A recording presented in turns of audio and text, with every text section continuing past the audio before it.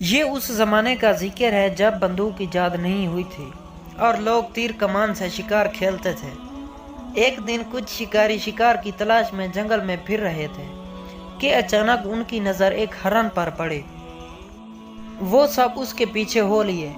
شکاری ہرن کو چاروں طرف سے گھیر رہے تھے اور ہرن اپنی جان بچانے کے لیے تیزی سے بھاگ رہا تھا۔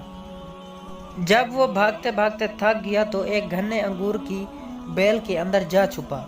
شکاریوں نے اسے بہت تلاش کیا لیکن اس کا کچھ پتہ نہیں چلا۔ آخر مایوس ہو کر وہ وہاں سے لوٹنے لگے۔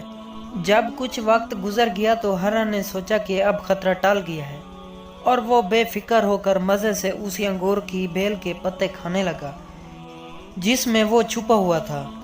ایک شکاری جو سب سے پیچھے تھا جب وہاں سے گزرا تو انگور کی بیل اور اس کے گچھوں کو ہلتے دیکھ کر سمجھا کہ یہاں کوئی ضرور جانور چھپا ہے۔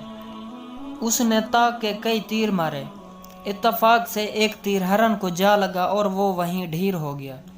مرتے ہوئے ہرن نے اپنے دل میں کہا، اے بدبخت، تیری ناشکری کی یہی سزا ہے۔ مصیبت کے وقت جس نے تجھے پناہ دی تو نے اسی پر ظلم ڈھایا۔ اتنے میں شکار بھی وہاں پہنچ گئے۔ کیا دیکھتے ہیں وہی ہرن مرا پڑا ہے۔